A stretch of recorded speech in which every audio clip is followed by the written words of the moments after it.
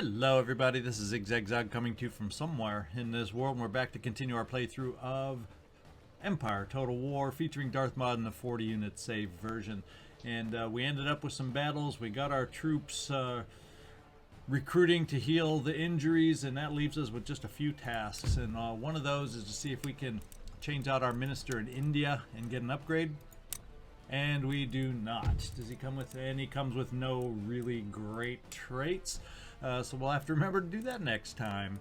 What that kind of leaves us with, I do believe, is the fun pleasure of spending money.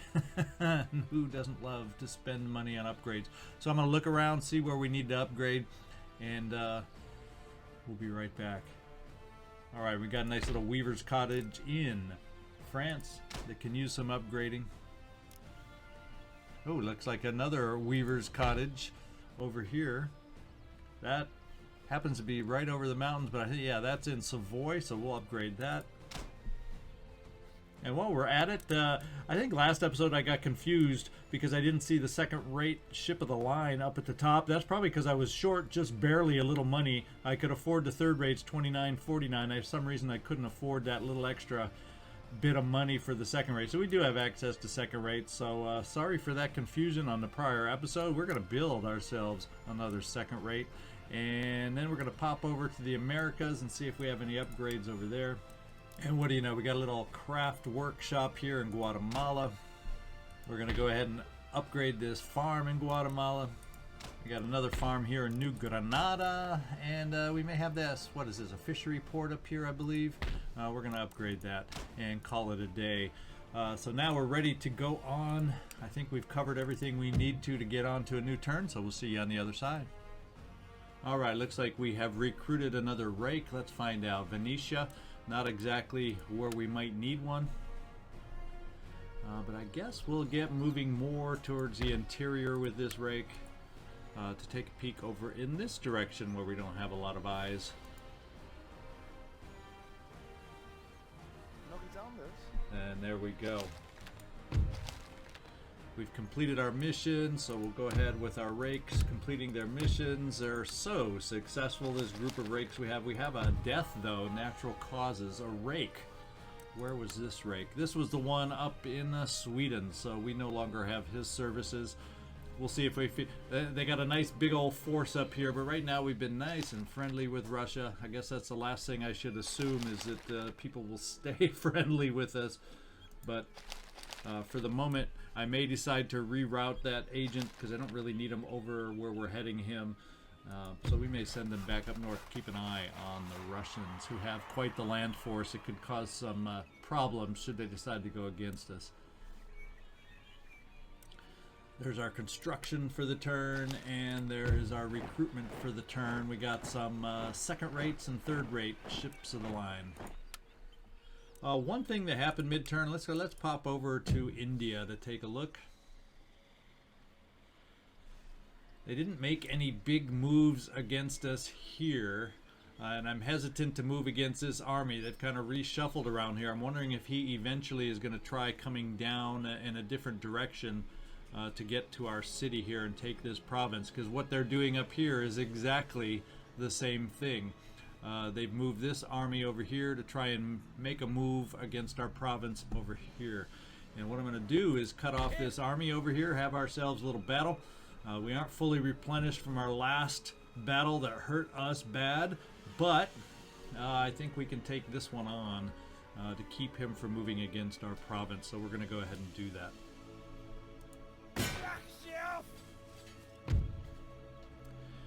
And we'll see you down on the battlefield. Alright, looks like a nice rolling hills battlefield. I should have taken more time. I kind of clicked right through, didn't take a good close look at their army. But let's see, we've got a nice spot straight ahead of us. So I'm going to find out the best place to place my artillery to hopefully...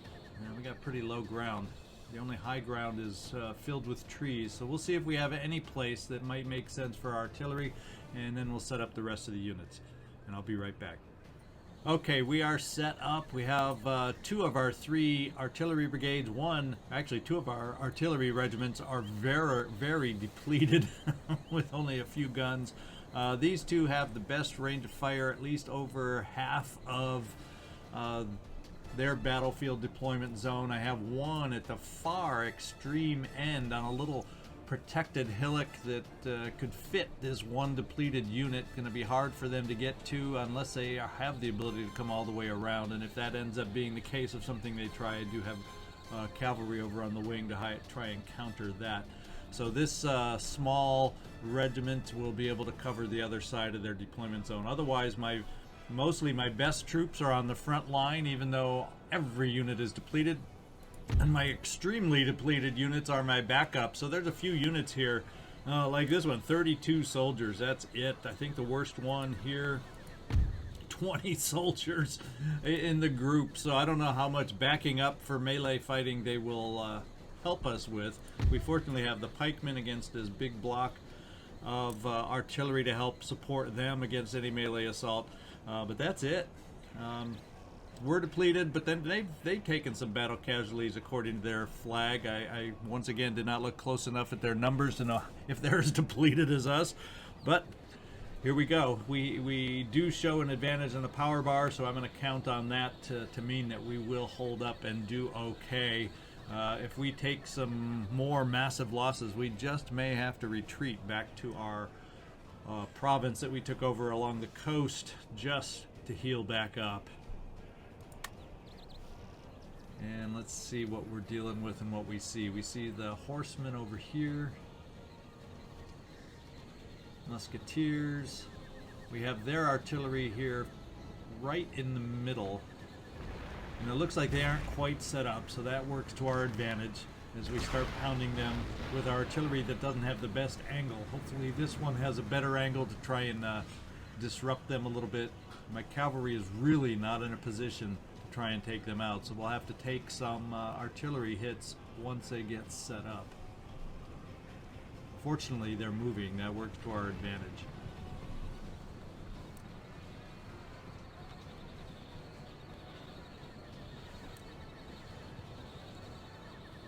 We'll kind of let them reshuffle a little bit. We'll come back once they set up or once they start making some movements.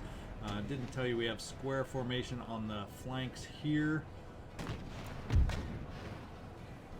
We just got to watch and see if they expose that artillery so we can come rushing in with our cavalry. So the artillery is kind of moving better in our range, and we're able to take some hits on them, taking out 2 of their guns already, so the artillery of theirs has not been a big threat. Of course, by focusing on them with my own artillery, I'm not doing a heck of a lot of damage to their melee troops. And I missed an assault on by their horsemen that failed. Aha, they moved against our own horsemen, so they handled things on their own, so that's good to know. With support, fire support from a nearby infantry regiment.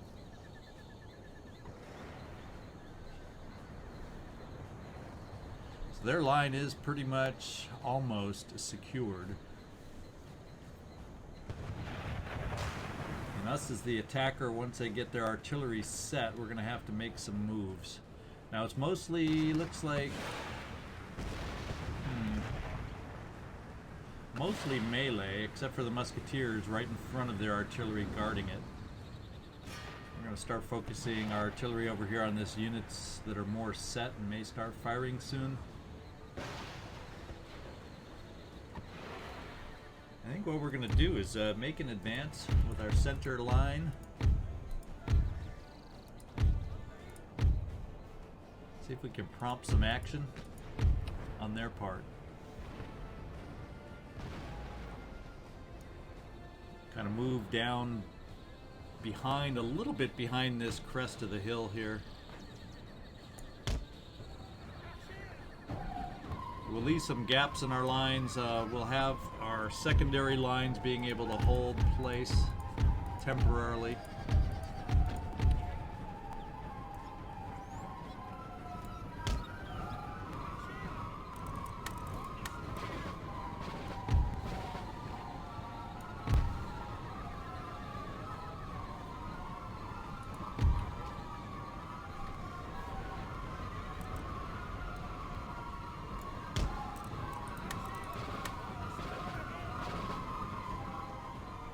We've got some artillery wavering and broken, so that's good.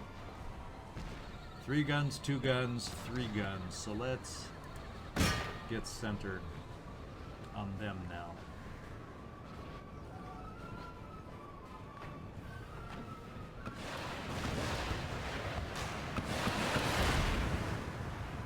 I think we're safe on this wing, taking a look at their setup to bring out an attempt to get ourselves noticed here with our cavalry.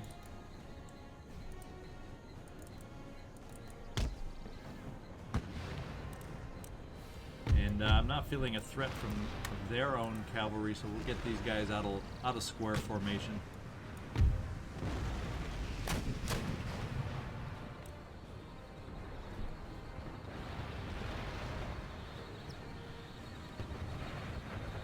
We do have bowmen to worry about if we make an advance, but we have started hitting on this artillery unit.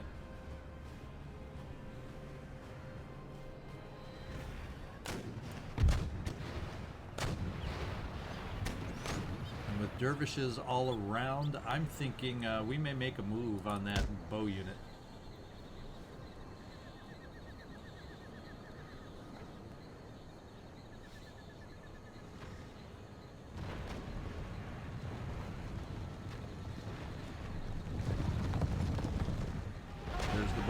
Charge in.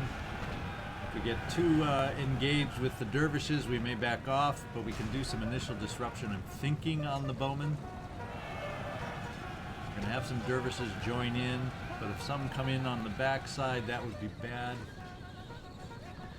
We have dervishes in the front. The idea is to get rid... Oh, and we have some pikemen there that I do not enjoy, so we'll back off. We don't need to go impale ourselves over here.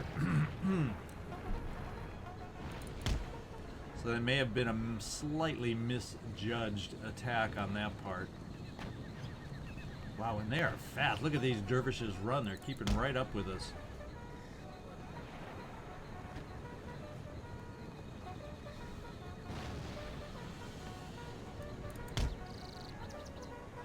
We can't draw them into our lines. It looks like the attack on their part is now coming up against us. I hope our advanced positions are not hideous.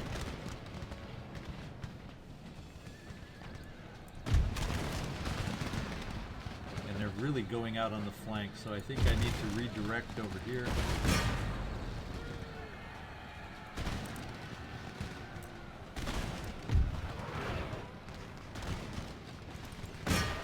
Try our cavalry straight in on the dervishes here. Try and break up this flank move against this lone cavalry unit. We've broken up some more artillery with our bombardment from our own artillery.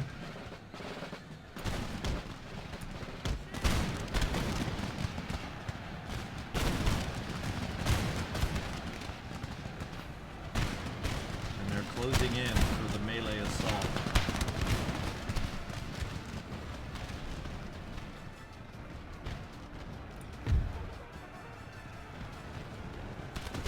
What I'm gonna do is, now we got some pikemen over here. And we got some more dervishes. I was thinking I was going to bring my pikemen forward more, but we do still have a threat. And untypical of me, we have our second line on firing mode when I move them up too, so they're also firing on those melee troops. We may be taking some friendly casualties on the front. We're going to take that chance, but we did, fortunately, on that charge,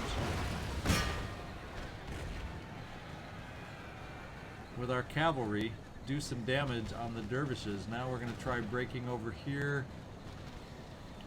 Of course, we're in heavy melee assault now with the dervishes, which I don't know if that's in our best interest, but that one is breaking. Our flank is under pressure right here, so it would be nice to get our cavalry broken off from these attacks and help out over here.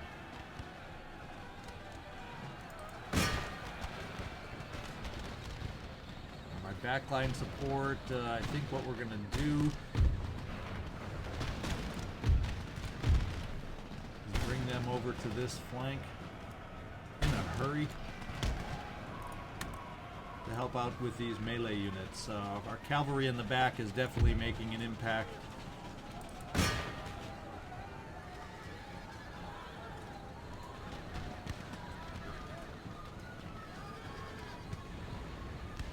And their cavalry is coming to support also. Time to get our own cavalry back in action to help support this line. We may have to bring and risk another general attack depending on what they do next. So we'll bring the general over here to support on the left. They also have troops with which they can attack in the center. But so far we're holding.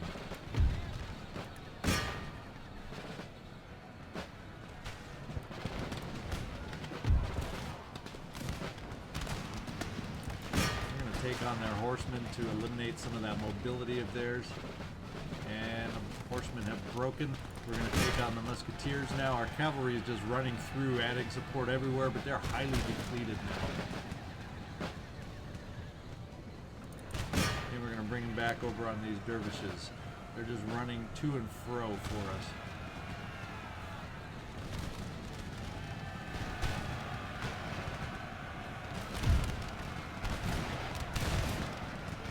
Lines are breaking left and right.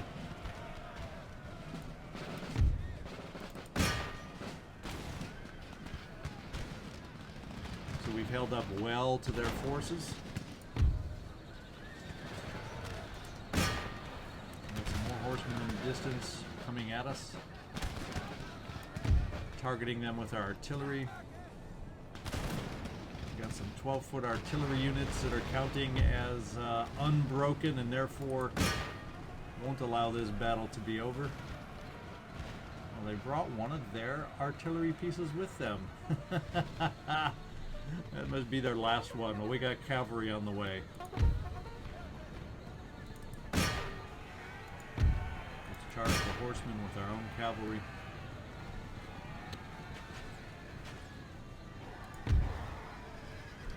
And bombard the retreating units.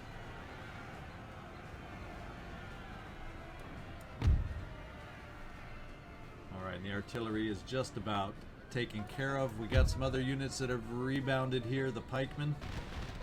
But I think our line infantry will be able to handle them without a doubt, without a problem. So we're just going to chase down some distant units here.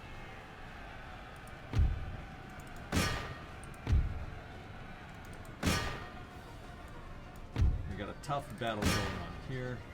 In fact, let's see if we can't bring up some units for support.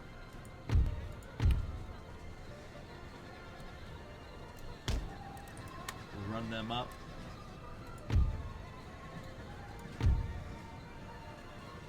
We are tired, we are concerned about our casualties, and we are vastly outnumbered. So I think it's time to say well done to our cavalry.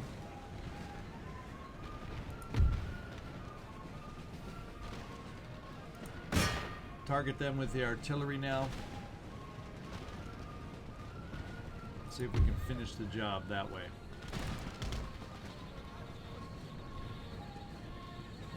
We're going to be able to bring musket fire on them soon. Yes, there we go. It looks like we have taken out their enemy general with that action. Unit of horse seems to be about it. As far as what they've got. So we're going to silence the cannons now, and the battle is over. So what I'm going to do is run down as I usually do. We'll come back at the end and see what the final numbers look like. Alright, we ended up this one with a decisive victory. Let's go take a look and see what the actual casualties were. Alright, that's better than expected. We did have a little problem on the left by our lone artillery on that hill. That's probably where we took our most casualties, and that along with our cavalry, those two regiments on the left also. That's where the heaviest fighting, I think, took place for us. And fortunately, we really made them pay for making a move against us. Except he retreats even farther in the direction we don't want him to. So we're going to stick to the road. So on our turn, we can come back here, replenish, and prevent him from doing any silly business on us. It's tempting. It's difficult looking at this province over here unprotected anymore, but I had to protect what we did have and what we're starting to invest in over here. I think that's the highest priority, so we don't waste funds building things back up.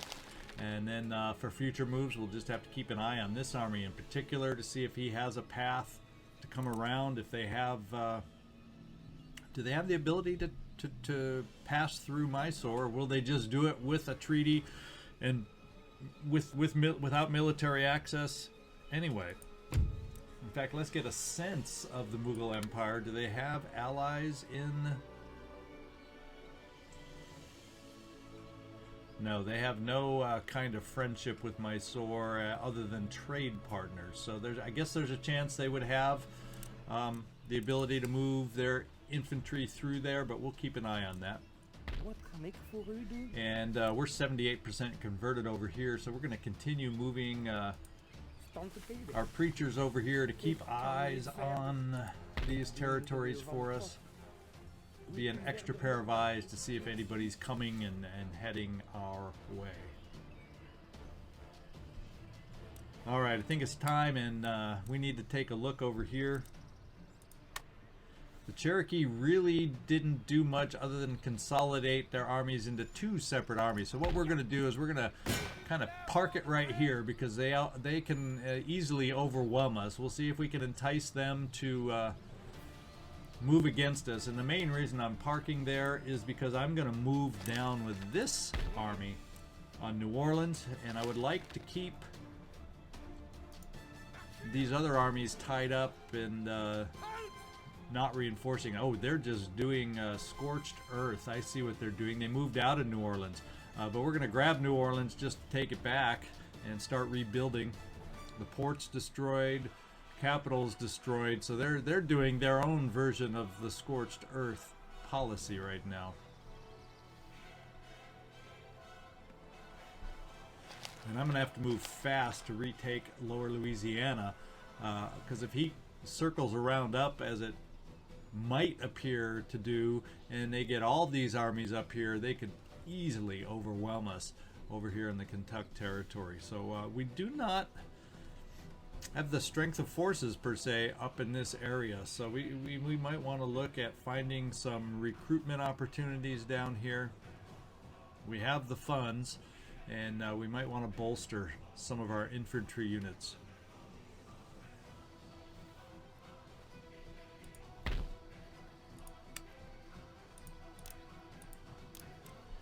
I know we can do some recruitment in Mexico.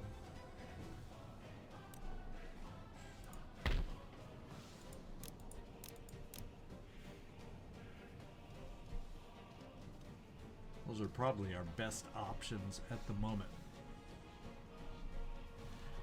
And we used to be able to do some recruiting in New Orleans, but that will be a while before we can utilize that for recruitment. And any of our provinces up north are pretty weak, militia only, so I'm not even going to bother. One thing about that, we got +1 morale in battle to our new general down there. He came through and did not perish in his assaults against their infantry.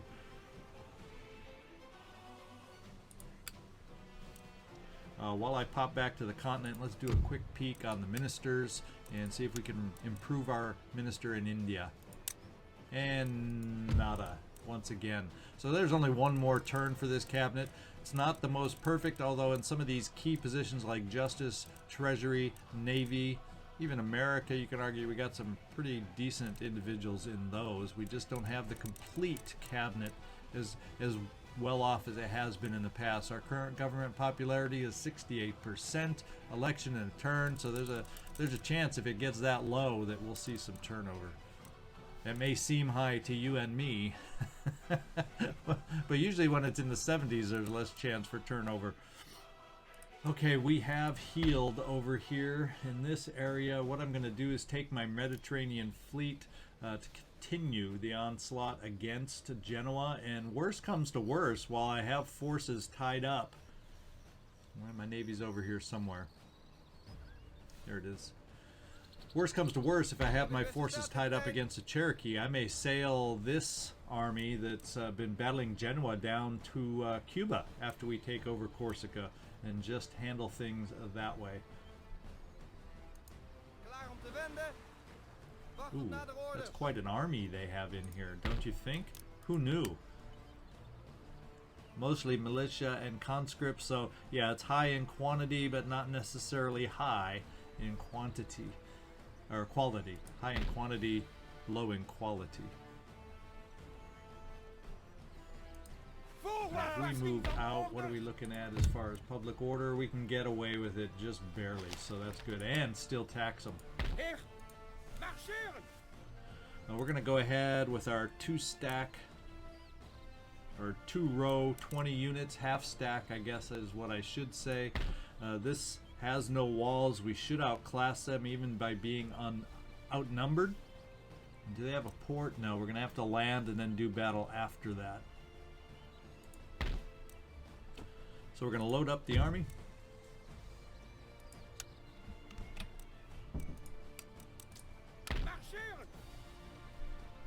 And head on over. Oh, and we are already there. So let's see. We are showing as being outnumbered mainly because they outnumber us almost 2 to 1. We have artillery. So I think what we'll do is we'll set up. We'll do this battle. I'll take a chance. Even if we lose, they're stuck on the island and can't retaliate. So it's a good time to give this one a shot. So we'll see you down on the battlefield. Hey everybody, I'm not meaning to tease you or anything, but we're not going to start the battle today. We're going to push it off till next episode. I took a day. I usually take one day off a week. Usually it's on a Saturday because it's more of a family do things day. I took Friday off kind of as a sick day, in case you couldn't tell my voice on some of the recent videos. I've been a little stuffy, and I just felt like taking a day off to get myself better and healed, which I am. And today, well, it ended up being some family time I didn't want to miss. Went to a museum because museums are starting to open right now. And then right before, as I saved this battle and said I'm going to meet you on the battlefield, that's where I saved this playthrough and had a nice family game of Carcassonne also. So I hate to tease you and tell you meet you on the battlefield, but guess what? Sometimes other things get in the way. So we're going to keep this episode really short. The good news is, next episode is going to start off with this battle in Corsica. It's not going to be easy. As you can see on the power meter, the odds are against us, but join me next time and we'll fight this thing out, and I'm sure we'll have some others to go along with it. I appreciate you hanging in there on this one. We'll come back strong next time. This is ZigZagZog signing off from somewhere in this world. You all have a great one and hope to see you next time.